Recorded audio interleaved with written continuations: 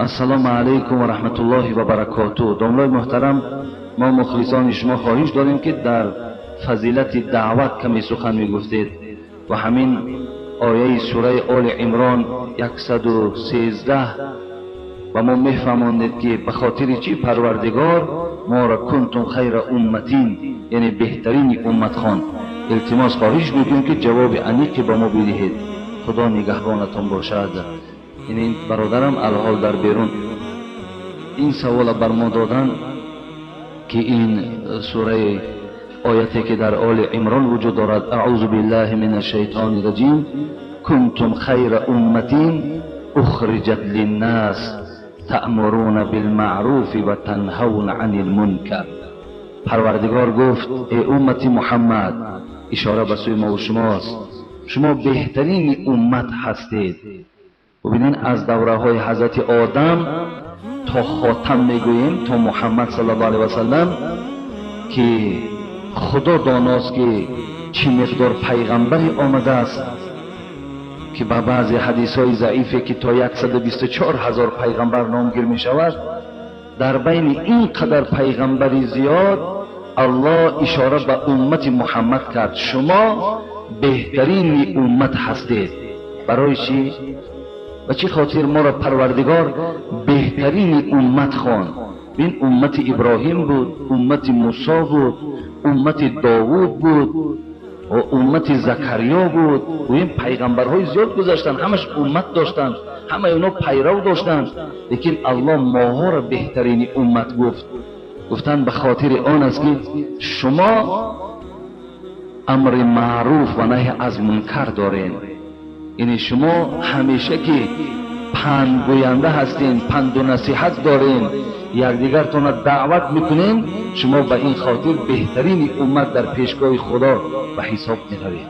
به این خاطر از این در بالاتر دیگر برای آدمایی که دعوت کننده هستند، از این در بالاتر دیگر بشارت بیان کردن ناممکن است. در همین آل عمران باز اگر برادر عزیز آیت های بالایی را تماشا کنیم، شاید آیت های 109 آل عمران باشد. اعوذ بالله من الشیطان الرجیم ولتکن منکم امة یدعون الی الخیر. حتی پروردگارم باز وظیفه دار کردند در هر یک محله، در هر یک ناحیه، در هر یک گویم ریان و در هر یک جمهوری باید شخصانی وجود داشته باشند که مردم به سوی خیر دلالت کنند. این باید که باشد. یعنی در هر یک جایی که ببینیم برادر عزیز، شما خودتان امروز مقایسه کنید در کدام مسجدی که داعی هست، دعوت هست، مسجد آباد است. در کدام محله که اهل علم هست، دعوت میکنن از برای خدا دعوت میکنن، محلش انشاءالله آباد است. لیکن در کدام مسجدی که داعی نیست، پیشوای گویم حلال نیست، آدم حق گو نیست، محله که از اهل علم خراب است، اونجا خراب است خودش. یعنی البته داعی همه وقت دعوتگر، اینا شما همچنان بها دهید که آباد کننده مسجد و محله به شمار می روند. برای همین برادرای عزیز، دعوت معنای را ندارد که شما مثل ما واری هر یک آیت قرآن برقمش دانین، معنی هاش دانین، حدیث های رسول اکرم گویم در ذهناتون داشته باشین. با همین گویم که جمله های عادی زبان تاجیکی خودت همون برادر و اهل اولاد و اجداد خودت دعوت کن، همونا را در راه نیک و درست روانه کن. همین خودش هم دعوت های، همین خودش هم شما ثواب میگیرین. همین هر کدام خدا را شکر هر روز 3 بار 4 بار گرد یک دسترخوان ما و شما جمع میشویم.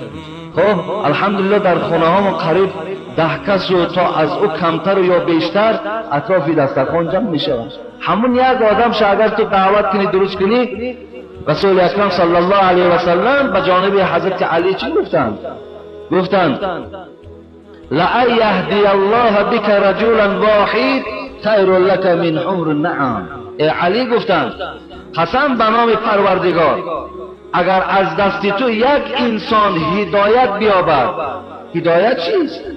هدایت راه درست، راه راست، راه با شرف، راه با عزت، راه خداشناسی، راه مسجد، راه تقوا، این میگن هدایت. اگر از دست تو یک انسان همین راه را که یافت، حبیب خدا به علی چی گفتند؟ بهتر از در پیشگاه پروردگار از یک شتر سرخمویی که در راه خدا ذبح میکنی.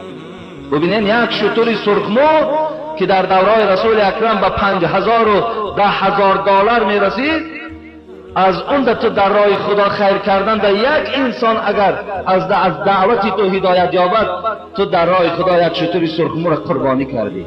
این خوب درجات، این خوب ثواب است. و انسان خرسند میشود وقتی یک آدم تو میگه برادر عزیز درک داری نداری، ما از گفته های تو نمازخوان شدیم، ما از دعوتی تو از راه حرام برگشتیم، راه درست یافتیم. تو تصور کن هر کسی که گفت تو یک شتر در راه خدا قربانی کرده. این خیلی درجات است. خوش به حال آن برادری که این دهن میکشایه و برادرای عزیز و گرامیش دعوت میکنه، این از روی دلسوزی است. و دیگر فراموش نکنیم که بزرگای ما و شما میگویند آدمی فربه شود از راه گوش، جانور فربه شود از حلق نوش. همین جانورها، حیوانها از خوردن از نوشیدن فربه می شود، لیکن انسان از راه گوش فربه می شود.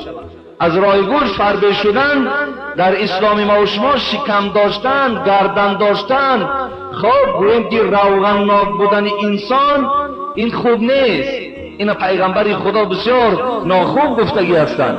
لیکن فربه شدن باید جانب گوش معنی را دارد که وقتی شما یک دعوتی برادر گوش میکنیم، شما را برای راست میخواند، معنویاتتان فربه میشود، مدنیتتان فربه میشود، فرهنگت فربه میشود، عقلت انکشاف مییابد. همه این با واسطه گوش میشود. و این خاطر خوش به حال برادری که البته دعوتی در راه خدا میکند، یک برادر از راه بد میگرداند، کوشش میکند.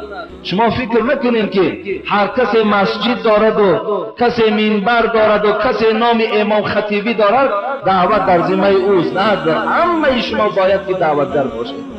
و ذمه همه تو واجب و فرض است. رسول اکرم صلی الله علیه و سلم انما انا مبلغ والله یهدی، انما انا قاسم والله یعطی. حبیب خدا گفتن میدانید چی مقدار من در پیشگاه پروردگار قدر دارم، میدانید چی مقدار الله مرا دوست میدارد، الله میدانید چی مقدار پیغمبر را دوست میدارد. قل ان کنتم تحبون الله فاتبعونی یحببکم الله. این صفت پیغمبر را ببینید تا چه اندازه الله دوستش می‌داشت که ای محمد، کسی که اگر دعوا کند که الله را دوست می‌دارم، من محبتی خود را در پیروی تو گذاشتگیم، تو را پیرو شود معنای او را دارد که الله را دوست می‌دارد. وقتی او پیروی تو شد، وقتی به گفته تو عمل کرد، الله گفت قسم به بزرگیم هم دوستش می‌دارم هم گناهاش مغفرت می‌کنم. و ببینید گناهاتون را مغفرت میکند خدا به خاطر محمد را دوست داشتن، به خاطر بر محمد پیرو شدن. همون محمد صلی الله علیه و سلم میگه من مبلغم. و ببینید با این شرف، با این قدر آبرو من مبلغ هستم، من دعوتگر هستم. لیکن همون گویم که هدایت به الله وابسته است. من قاسمم گفتم، من تقسیم کننده آیات های قرآن هستم، لیکن فهم اینا خدا در ذهن شما جای میکنه. وقتی ما را پیغمبرمون که دعوت کرده باشد و من وظیفه‌ام چی بوده است؟ وظیفه‌ام پیرو شدن با پیغمبرم هست. پیغمبر ما دوست داشتن معنی او را دارد که من تابع سنت وی باشم. این میشود دوست داشتن پیغمبر. و این خاطر برادر عزیز، شما اگر آیت هم ندانین، حدیث هم که ندانین، همون زن و دخترکا و بچه‌تان که وقتی که به سوی خدا با همین تاجیکی خودتان دعوتش کنین، همین هم دعوت است، همین هم شما ثواب میگیرید. لیکن فراموش نکنین راه دعوت هم مشکلات ها دارد، خیلی مشکلات ها دارد. شاید برای شما مشکلات نباشد، شاید مشکلاتش برای شخص علاهیده هست، شاید برای شما مشکلاتی چی دارد. شما در خانه‌تان مثلا دعوت کردن همون فرزند و زن و دیگر چی جای مثال فشار دارد؟ هیچ با که ندارد. لیکن برای شخصای علاهیده گوییم که دعوتگرهایی که در بیرونن، در منبرن، بعضی مشکلات ها دارد. لیکن خداوند این مشکلات ها را برای اونها آسان میگرداند. خداوند برای اونها مخصوص این ساعت میارد که بنده های خدا را ثواب دهد. اینا همش حکمت دارند. برای همین خوش به حالتان، هر کسی که به این پایبند است انشاءالله او پیشگاه خدا در قدر و قیمت دارد. حتی حدیثی هست بیادم اعوذ بالله من الشیطان الرجیم، حدیث رسول اکرم صلی الله علیه و سلم است: والذی نفسی بیده لتأمرون بالمعروف ولتنهون عن المنکر او لیوشکن الله ان یبعث علیکم عقابا منه ثم تدعونه فلا یستجاب لكم. این روایت مسلم است. پیغمبر خدا گفتن قسم به بزرگی خدا، قسم به نام آن پروردگاری که هلاک محمد در دست اوست، قسم میخورم که شما حتمی با پند و نصیحت باشه، شما حتمی برادراتان از سخن خدا، از حلالهای خدا خبر دهید، از حرامهای خدا خبر دهید. اگر شما پند و نصیحت ترک کردین در خانه هاتان، در کوچه هاتان، در شهرهاتان، حبیب خدا چی گفتن؟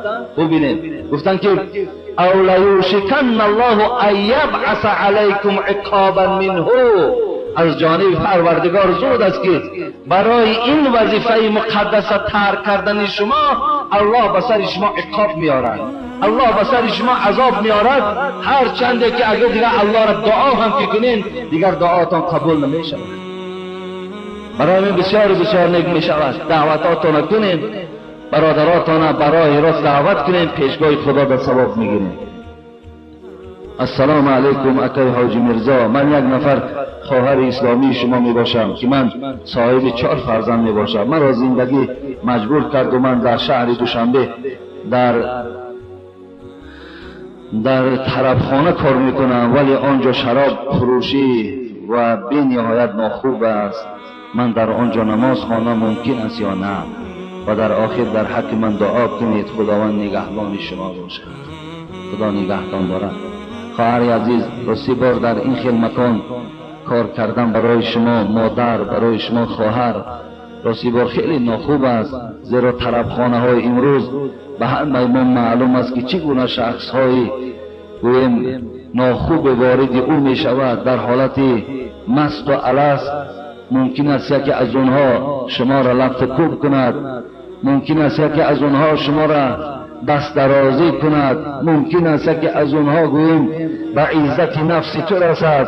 یعنی همه حالت در اون داخل بالای تو رخ دهد ممکن است، همه کار شدنش ممکن است. خواهر عزیز، این آدم ایماندار بوده، اینقدر گویم خدا ترس بوده، اگر سخن ما را قبول کنی دیگر جا رفته کار کن.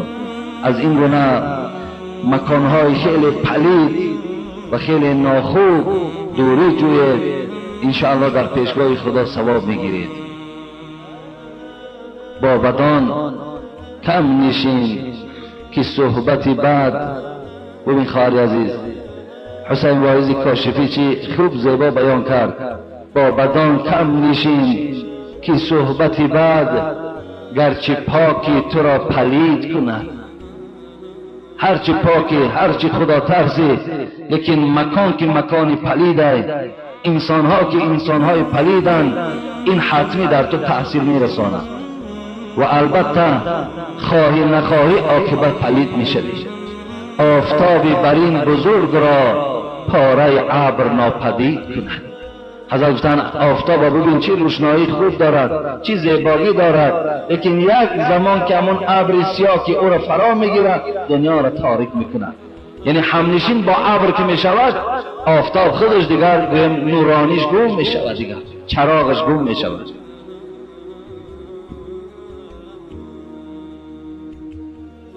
السلام علیکم اکای حاجی میرزا، لباس سرخ را پوشیدن جایز است یا نه؟ التماس روز جمعه جواب گوید. خدا نگهدارت باشد اکای حاجی. لباس سرخ اصلا در یک حدیث رسول اکرم صلی الله علیه و سلم گذشته بود که بار پیغمبر خدا گویم یک کلتچه سرخی را پوشیدند که صحابه های پیغمبر خدا بها دادند که حبیب خدا را در این لباس بسیار زیبا دیدیم. به نهایت حبیب خدا خودشان زیبا بودند، خودشان با حسن و با جمال بودند. باز وقت لباس سرخ پوشیدن حسن او، زیبایی او باز زایید شد. لیکن حبیب خدا در حال میگه از بدنش کشیدن، دیگر نپوشیدن. از این خاطر ما اگر از لباس سرخ پرهیز کنیم و از لباس زرد، که لباس زرد تأکیدی به تأکید آمده است که شما لباس زرد نپوشید. یعنی شما وقتی میپوشین لباس های سفید پوشین، سیاه پوشین، سبز پوشین، کبود پوشین، هر رنگ پوشین، لیکن از سرخ از زرد اجتناب کنید، این برای شما بهتر است. السلام علیکم داملای عزیز اکه حاجی مرزا، من یک مخلصی شما از دهه چهارباغ و شما سوال مراجعت می نمایم. سوره های قرآن کریم را از قاعده بغدادی ازیاد کنیم درست است یا از فرض عین تاجیکی؟ برای آنکه ما از فرض عین تاجیکی ازیاد کرده ایستاده ایم. التماس جوابش را همین جمعه گوید، ما با شما فخر میکنیم. برادر عزیز و گرامی، خداوند شما را در حفظ امانش نگه دارد. سوره های قرآن اگر از قاعده بغدادی هم که شما حفظ کنید، قاعده بغدادی یک پاره سیوم قرآن در داخلش هست. یعنی درست است که شما از قاعده بغدادی هم چیکار کنید؟ قرآن شما حفظ کنید. لیکن از فرض عین خواندن آیت های قرآن برای شما عیب است برادر عزیز. فرض عین یک کمپیر خواند، اون او ده حق دارد داخل. نخواه بچه های جوان، نخواه بچه های این خوب، اینقدر بچه های به ذهن فرض عین خوانید. اینا دیگر اکو اینا را بگذار همه مادرها ما خوانند، بگذار یک کمپیرها و موسفیدا خوانند. خدا خرج این پس زدن کتاب نیست، کتابی خوب است. اگر چند بعضی گویم که سعی و لرزشان در داخل این کتاب وجود دارد، لیکن بگذار 4 کتاب و بگذار فرض عین و بگذار این کتاب های فارسی که از اینا را که مادرها مانده و باباها مانده بودیم. شما بچه‌های جوان تفسیر خوانین، شما حدیث ها را خوانین، با زبان های عربی خوانین، تحلیل هاش خوانین. این است برای شما وظیفه. اگه عیبه که شما در همین سن سال ولی بعضی وقت قرآن های کریلیکی میخوانین، قرآنی که به زبان روسی ترجمه شده است. عیب است جوان عزیز، برای تو به خدا عیب است. هم گناهگاری که برای گناهگاری که 100% پیشگاه خدا به گناهگاری، برای طلب علم فرض است، تو فرض خدا را ترک کردگی. لیکن وقتی با زبان روسی با قرآن میخوانی، این برای تو خیلی عیب و شرمندگی است.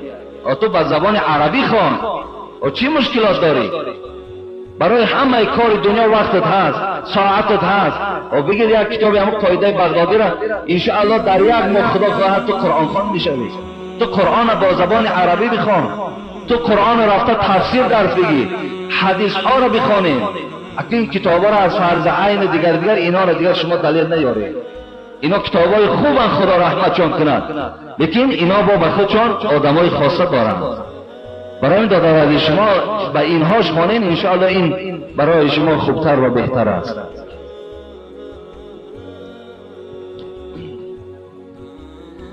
السلام علیکم داملا محترم حاجی مرزا، نام من خب جمیله، مادر 6 فرزند. از شما خواهش دارم که کمی هم باشد درباره دعای حبیب مفصل نقل میکردید.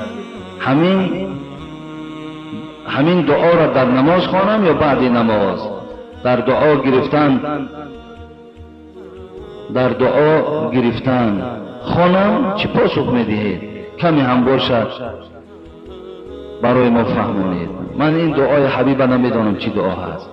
خواهر عزیز اینا می نویساندین شما، بعدا من برای شما مثال معناش شهر میدادم. و این خاطر خواهر شما مادر 6 فرزند باشد، دعای بهترین برای شما همین است. در حق شوهر دعا کن، آغاز دعات در حق شوهر باشد، برای درازی عمر شوهرت، برای برار کار شوهرت، برای پایبند عمل صالح بودن شوهرت و برای صحت و سلامت ماندن خودت و براهای نادرست رفتن از برای خودت و شوهرت در پیش خدا دعا کن. دیگر دعای هر چی که باشد از همه اونا دیده همین دعا برای تو بهتر و ضرورتر است. السلام علیکم و رحمت الله و برکاته. برادر حاجی مرزا، من یک برادر اسلامی شما در سن 19 ساله با سر و فرمه اسلامی هستم، ریش یک مشت فرمه سنتی دراز می پوشم، در دهه همه مرا سلفی می گویند. هرچند با اونها می گویم که خب ریش سلفی ها نمی گذارند، بلکه همه مسلمان ریش می ماند، اونها نمی فهمند و مرا بسیار مسخره می کنند. خیلی مسخره هاش اینجا آورده است که هر خیل مسخره هاش می کرده‌اند برای ریش داشتنش. برادر عزیز و گرامی، در دین اسلام نوابسته در کدام راه و در کدام رویش و در کدام مذهبی که شما نباشین، ریش برای همگی من سنت است، برای همه سنت است. این سنت بودن ریش برای یک مذهب باشد و برای مذهب دیگر یا برای جریان دیگر نباشد، نه. پیغمبر ما که مادامی که ریش داشتند، ما پیرو شدن و پیغمبر را سنت می‌دانیم و هر کسی که اگر خب همون ساعت و وقت و همون شرایطی ریش ماندن برای موافقت میکند و اگر ریش نگذارد، این ترک سنت پیغمبر است.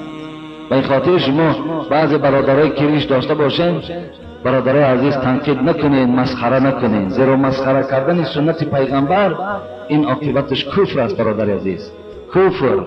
وقتی آدم سنت پیغمبر مسخره کند، این بسیار به نام خدا کفر است.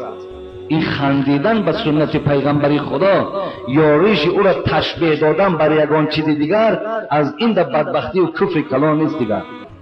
و این خاطر شما ریش دارد، خوش به حالش دعا کنید که خدا باز او را پایبند سنت های رسول اکرم صلی الله علیه و سلم گذراند.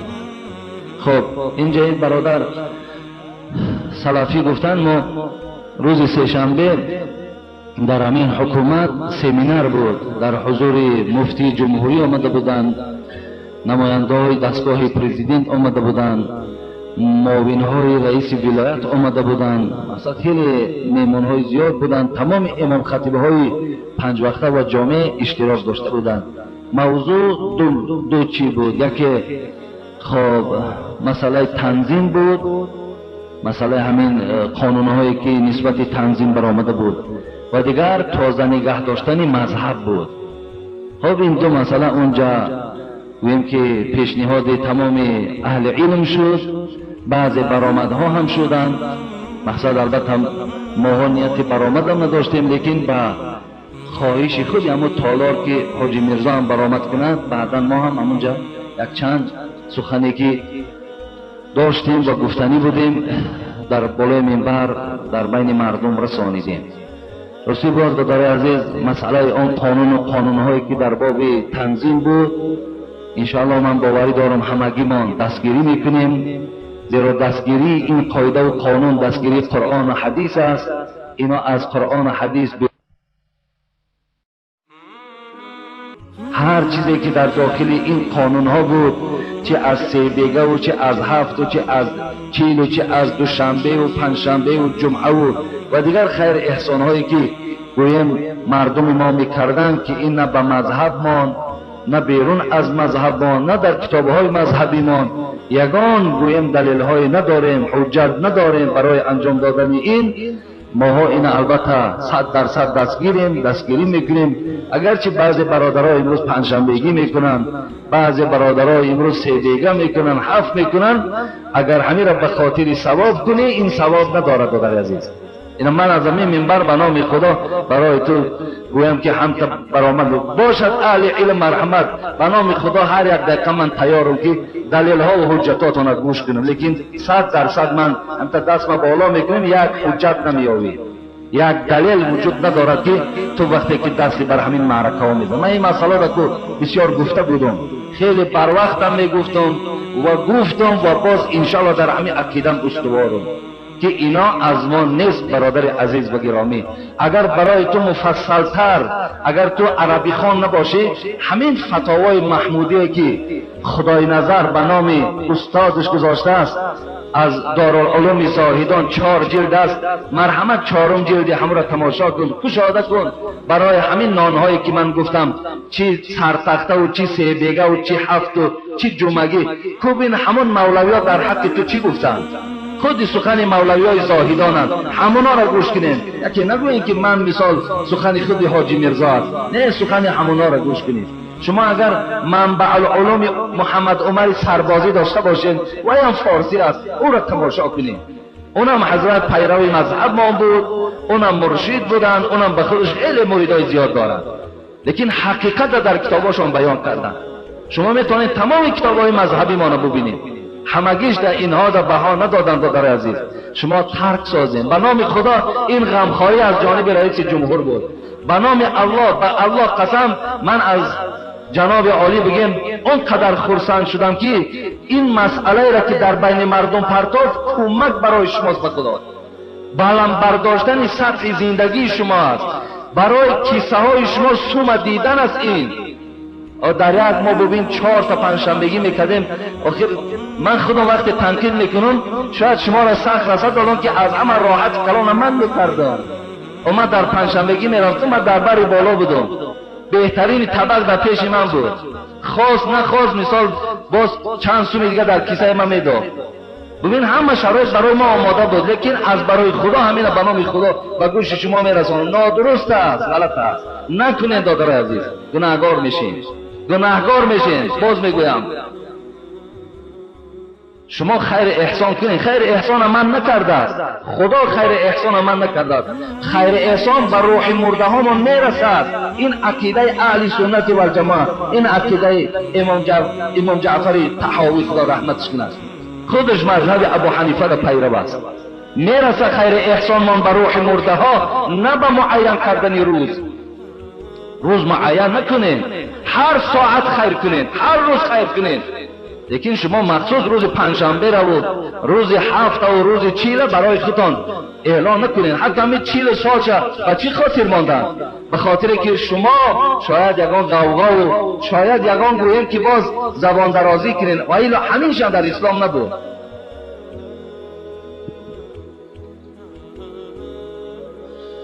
خدا خیرتون دیاد. السلام علیکم داملا حاجی میرزا برادرمان. در همین زمان ما طعام را در طبق افضل است یا در ظرف‌های دیگر؟ یعنی در همین زمان ما میگوید همین خوراک خوردن در طبق افضل است یا در همین ظرف‌هایی که هستند در اینها خوریم، کدامش افضل است؟ من دیروز همینجا پیشین در بعد نماز پیشین یک حدیث خوانده بودم از پیغمبر خدا که راوی این حدیث جابر بود که حضرت جابر میگوید پیغمبر خدا ما را امر کرد بلعق الاصابع صفحه فإنکم لا تدرون فی ایها برکه. این روایت مسلم است. پیغمبر ما گفتند شما وقتی که در طبق نان میخوریم بعد خوردن طبق انگشتاتون لیسین. تا 3 بار در حدیث آمده است که پیغمبر تا 3 بار انگشت میلیسیدند و با 3 انگشت طعام میخوردند.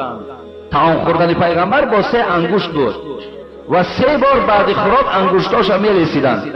بعد انگشتا را لیسیدن باز طبق میلیسیدند و میگفتند که شما نمیدانید که در انگشت شما برکت مانده است یا در طبق.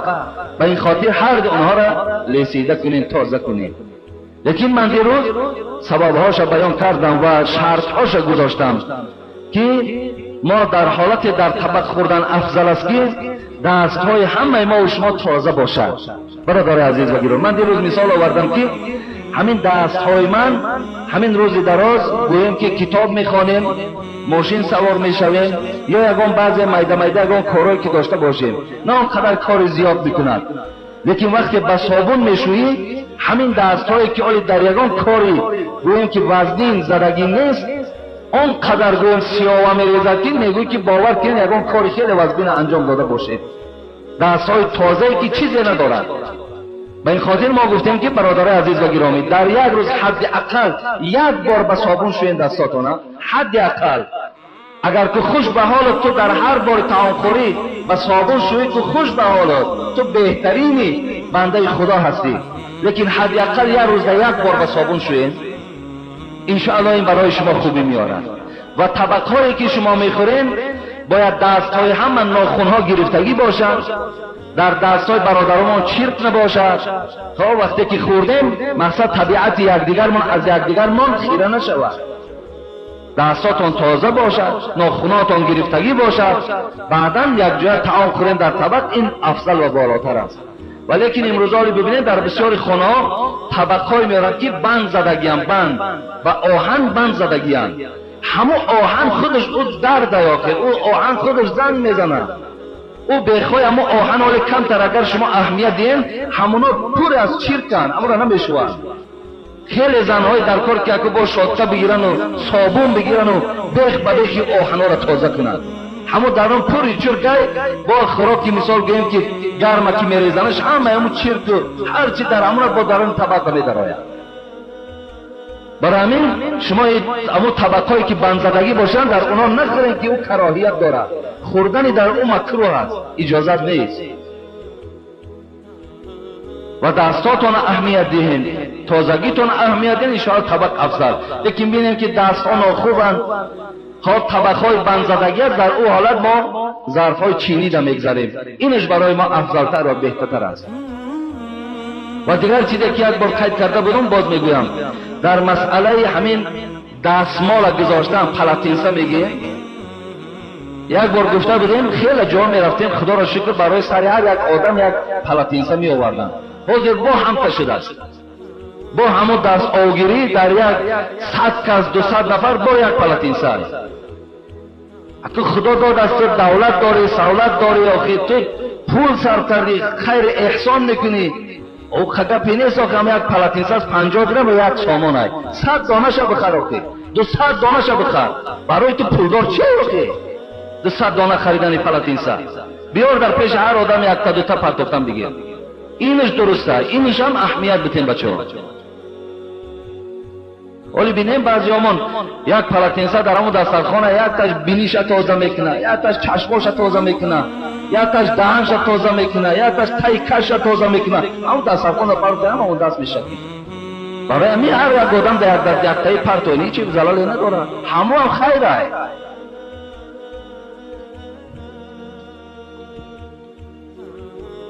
السلام علیکم و رحمت الله و برکاته. و بعد سلام درودی به پایان خداوند بر شما و اهل مسجد شما باد. اکای حاجی میرزای شیرین سخن میخواهم با دو سوال خود پاسخ گیرم.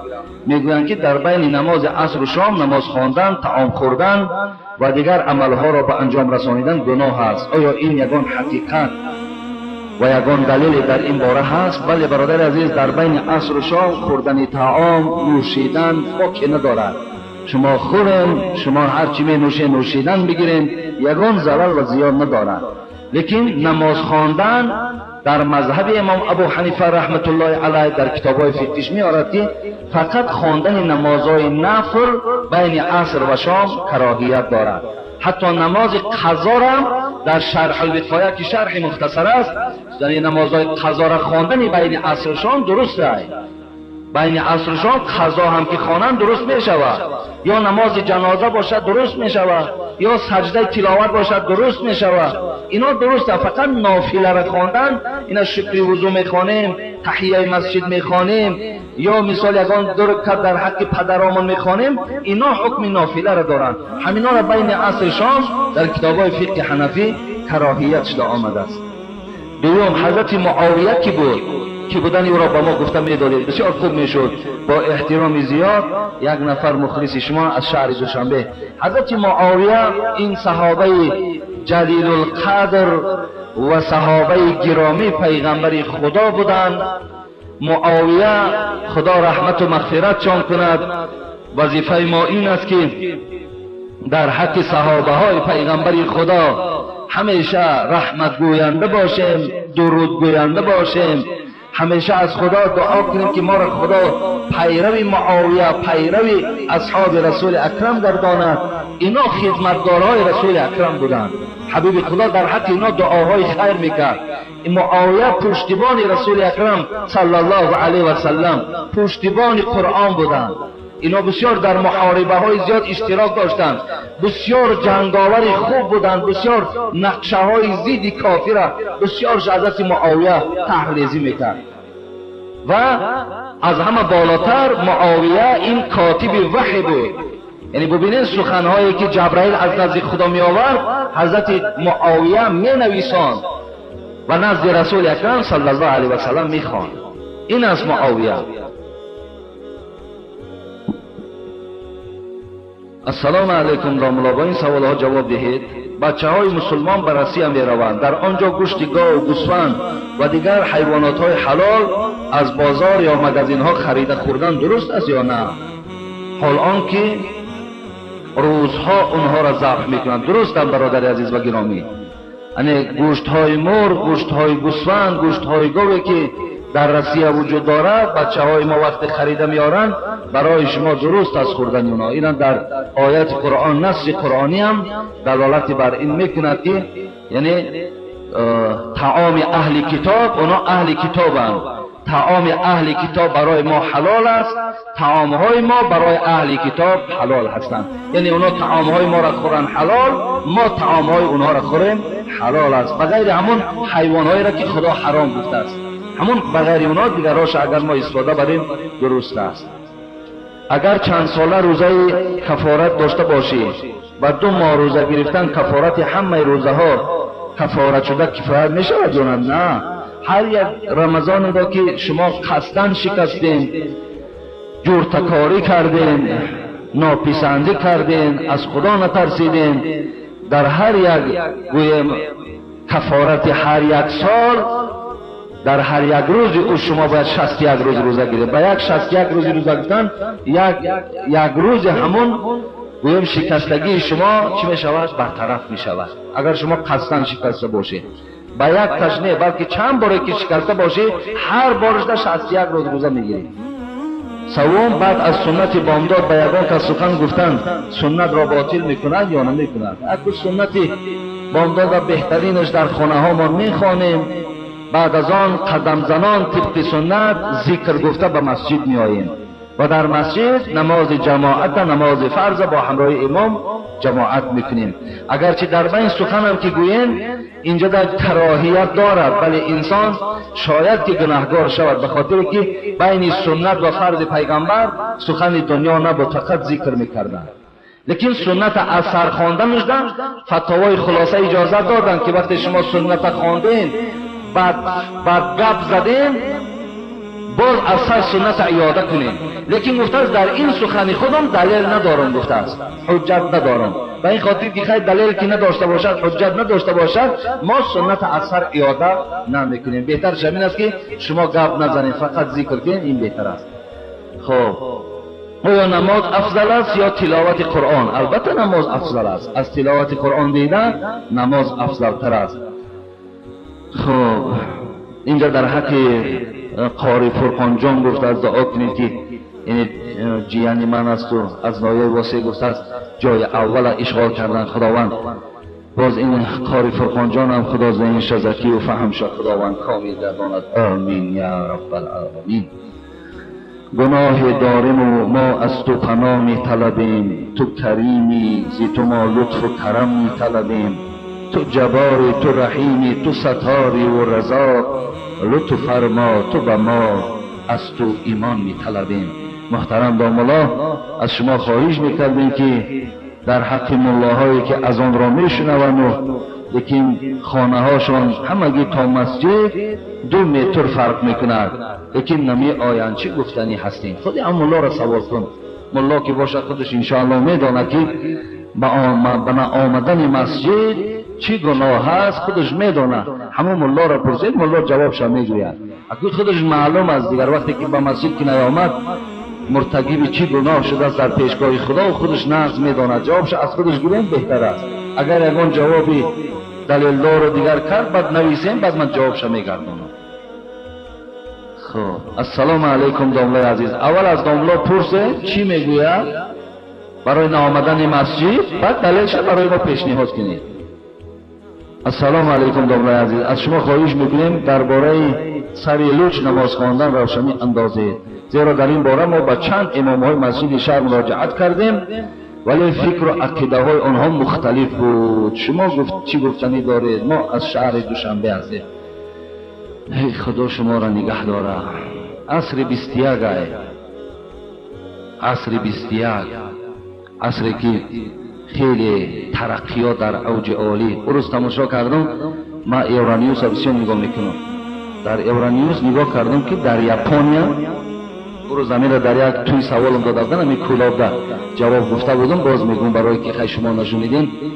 در یابانیا برای آن که همه اونا سگ دوست میدارن، در خانه هاشون سگ گذاشتن دوست میدارن، ولی دیدین شما چقدر میشوان، شامپون ها دارن، برای اونا لباس ها دارن، برای اونا خوراک ها میارن، اصلا بسیار سگ پرورش میکنن، دوست میدارن. وقتی حساب کردن که همین خوراک سگ، نگاه و بین سگ خراجاتش خیلی زیاد طلب میکنن، در حال از تکنیک های حاضر زمان به آهن سگ ساختن. به نام خدا من خودم دیدم، ولی ممکن جوانان دیده باشن، همین تکنیک قدی سگ ساختن در خانه، فقط به قوه بطری ها جمع میمونن ذریعه تا 3 روز 4 روزه در پیشانیش یک لامپچکا موندگی است. تمام اهل خانه با همین نوع انگشت در همو گوییم که تکنیکای ساختن خیلی قید گرفتگی است. اهل خانه را خوشرو میشناسه، میدانه، غیر اهل خانه را در خانه اجازت نمیده. این با چشم در ایرانیوس نشان دادن که تمام خانه ها را پروگرامش در ادانش جا کردگن، تمام خانه را دور میگردن، خراجات نداره، فقط به طریقتی. ببینید تا چه اندازه اونا فکر دارن مسلمانای ما اون سرلیج دن. سرلیج درسته یا نادرست؟ آستین کلتر درسته یا نادرست؟ آخه همین سوال برادر عزیز و گرامی. یک یهود نشان داد، یک یهودی را سرتراشخانه داره. یا بار دیگه گفته بودم هر یک کلینتی که موی سری همون خود کلینت ژمپر ساز میکنه، شر ساز میکنه، جوراب ساز میکنه، خود همون کلینت چمیته تا که سرتراشخانه در فابریکا کرده است. و شما در فکرتان یگان چیزی یک تکنیکه باشه، یک اختراع کردن یگان اسباب باشه، آخه این سرلی چی را لبازی میکنه؟ اینقدر شما همین دنبال همین مسئله را سخت پیدین. ما صدقه همون جوانی میشیم که سرلیش مسجد بیاید، ما صدقهش میشیم بیاید مرحمت مسجد کشاده است. لیکن آخه امروز حتی دیگر مسئله سرلیج نیست، مسئله آستین کلته نیست، مسئله باید کم کم با ما هم یک دورنده شیم، کم کم آخه جهان تماشا کنیم. در همه ایجا تنمان میکنن، همین مسلمان ها یک ولسیت اساس کردن نمیتونن. ببین آخه خوب اراده، خوب عیبه برای ما و شما. و ما هم کلا و یاپانسا را ببین چند قدرن، یک تایما دو تسه تایو میشه. و شما فکر کنین یگان چیز مثال ترقیات مونده، یک چیز برای بهبودی همین جمعیت و شرایط خود ما میشه. بعد تاکی را اولی که رسیدیم به همه شرایط بعد تاکی را حل میکنیم، تاکی شو قد نمیگریزه. السلام علیکم داملا حاجی میرزا، التماس درباره دوره مرده کمی هم باشد سخن. در مرده دوره نیست برادر عزیز، مرده در این ما و شما دوره میگردانیم. خیلی شکر خدا را شکر است که برادران ما را نمیبرند در دوره گردانی. خدا خیرشان بدهد. دوره نیست در اسلام. این داملا محمدی برادر قمسنگیری خوب داملای معتبر برادر عزیز، زیارتش برای ما و شما سنت است. روین زیارتش کنین. آدم تبرک است، آدم خوب است، آدم فقیه است، عالم برجسته است. عمرش هم از 80 هم خیلی بالا گذشته است. شما رفته زیارتش کنین، دعاش گیرین. اون حضرت ما هم پرسیدیم در حضور بعضی از داملاها، گفتن هیچ معنی نداره. بچه‌ام گفتن این حیله شرعی است که اسلام حیله نداره. گفت برای همین همون حضرت هم این کارش کردن، گفتن این هیچ اساس نداره، هیچ معنی نداره. خیلی ببینین یک نادرستیش رو ببینین. ما میریم بعضی خانه هایی که بیچاره در عمرش نماز نخونده است، بعد حتی اما آدمی که ما دوره میگردانم چی میگم؟ بعضی را ادا کرده است، بعضی را قضا کرده است. اکنون که ندای پرسدای ارجعی الی ربک راضیه مرضیه به گوش بیچاره رسیده است، به سبب موت از ادای آن عاجز آمده است. این اکنون سخن ما های حتی همون دوره گردان، حالا که بیچاره بعضی را ادا کرده است، بعضی را قضا کرده است، کلا نخونده ای، کلا نماز نخوندگی ای. لیکن من شاهدی دادستم بعضی را خونده، بعضی را نخونده. این دروغ نمیشود، دروغ میشه. من اگه جو میگم چند تا خان چند تا قضا کرد، این خودش دروغه. برای همین این داملا مرحمت کدام میرفتن میپرسین هیچ اساسی نداره برادر عزیز در اسلامی ما شد. السلام علیکم و رحمت الله و برکاته. اکای حاجی میرزا، ما یک گروه مخلصان شما از دهه شکرخان و شما سوال داریم. چنین است: ما طول یک سال است که نماز میخوانیم و غیر از نماز جمعه دیگر یگان نماز را در مسجد نمیخوانیم. آیا این نمازهای خوانده ما در پیش خداوند قبول می شود یا نه؟ التماس جوابش را همین جمعه گوییم. بله، نمازهای جمعتانه اگر خدا خواهد قبول میکند، خدا نخواهد قبول نمیکند. یعنی قبولیت عبادت ما و شما این به نزد پروردگار است، به خواست الله است. خواهد قبول میکند، نخواهد قبول نمیکند.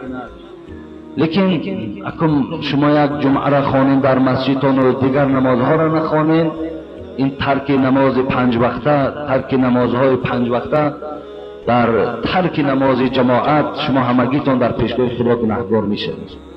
و مسجد هفته از تو کجا یک سجده واحد که در آینه ظاهر و 6 روز دیگر فاسق. حضرت گفتند یعنی یک جمعه را میخوانیم باقیش نمیخوانیم. در یک جمعه تو ببینیم به مسجد هفته از تو کجا یک سجده واحد که در آینه ظاهر و 6 روز دیگر فاسق. یعنی 6 روز دیگر تو فاسقی و یک روز دیگر بر آمده چکا میکنی؟ نمازات کاملا میخوانی. دادرای عزیز، نمازاتون در جماعت خوانین، نمازاتون در مسجد خوانین. یک نماز در مسجد خواندن برابر است با 27 نمازی که شما در خانه تنها گزار میخوانید. اگر در خانه دیده و دانسته خوانین، نمازتان از گردنتان ساقط، لیکن ثوابش نمیگیرید. ثواب نماز برای شما نمیرسد. السلام علیکم اکای حاجی میرزا، ما مخلصان شما از دهه چهارباغ و شما سوال داریم. چنین است: ما مخلصان شما طولی 3 سال می شود نماز می خوانیم و ما سوره های را که برای نماز لازم است از کتاب فرض عین تاجیکی از یاد کردیم. آیا سوره ها در این کتاب درست آمده است یا نه؟ من جواب شخصی در اول گفته بودم برادر عزیز، از فرض عین سوره از یاد نکنین. او چاپ او کتاب غلط میکنن، نادرست چاپ میکنن. خب این تکنیک است. شما سوره های قرآن از قرآن از یاد کنین. چیزی که در قرآن آمده است انشاءالله یگان زبر این زیر و یگان زیر این پیش نشده است، همگیش 100% درستند. یگان کمبود در قرآن ها ما نیست، خدا را شکر. خب شما آمده از قرآن تعلیم گیرید، انا اینش برای شما صحیح و اینش برای شما دادر عزیز درست است. السلام علیکم اکای حاجی میرزا، ما بنده های خدا یک خواهش داریم.